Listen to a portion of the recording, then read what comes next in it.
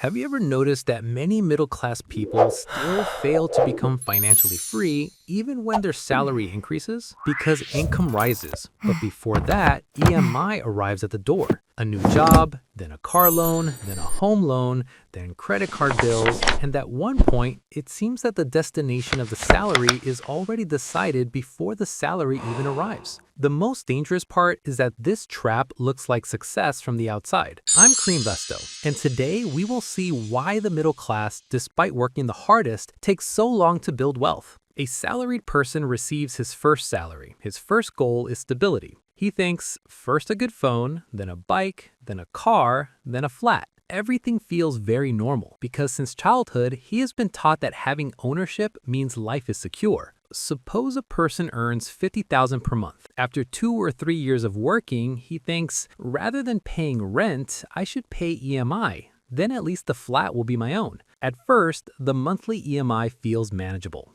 Every month, $22,000 is deducted, but it feels like at least he is building his future. In the beginning, the decision feels completely logical because everyone around him is doing the same thing.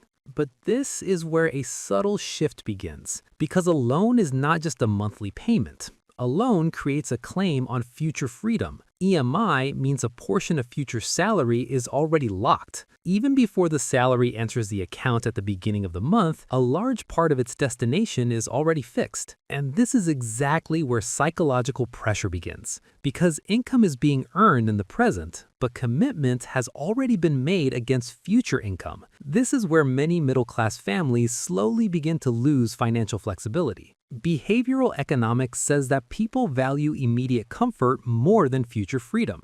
This is called present bias. Holding the keys to a bigger flat today feels emotionally satisfying. It feels like life is finally moving forward. But at the same time, the opportunity cost remains invisible. The money that could have been invested is now locked into EMI. Now think about it more simply. If that same person had invested an extra $10,000 every month instead of locking it into EMI, after 15 or 20 years, compounding could have created a completely different picture. But because that growth cannot be seen immediately, people often consider immediate ownership more valuable. And this is the core of the middle-class trap. Because from the outside, everything looks stable. You have your own flat, a car, a lifestyle, but internally, investing capacity keeps shrinking. In a 20 or 30-year home loan, in many cases, you end up paying almost double the property price, including interest, which means you're not only buying a house, you're also buying time, obligation, and in many cases, stress. And this is where the difference between a rich mindset and a middle-class mindset becomes visible. Those who build wealth protect cash flow first, because they understand that if cash flow stays alive, future options stay alive too. But the middle class often sacrifices future flexibility in order to protect status. A wealth builder first asks, will this decision create future income? On the other hand, the middle-class mind often asks, if I do not buy this now, will I fall behind? This difference may look small from the outside, but after 10 or 15 years, it creates a huge gap in results. However, this does not mean loans are always bad. The real issue is balance. A loan is safe only when EMI does not destroy your investing power. Because if debt absorbs a large portion of income, wealth growth naturally slows down. And then even if salary increases, freedom does not come quickly. That is why smart sequence matters. First emergency fund, then protection, then investment foundation, then large debt. Because without a strong foundation, a large commitment eventually becomes future pressure. Remember, the middle class trap is dangerous because it does not feel painful like poverty. Instead, it feels comfortable. You survive, you run a normal life, but the speed of wealth creation slows dramatically. And the most interesting part is that many people are already inside the trap, but they still think the trap is success. Today's question is, do you consider a home loan a smart asset or a hidden trap?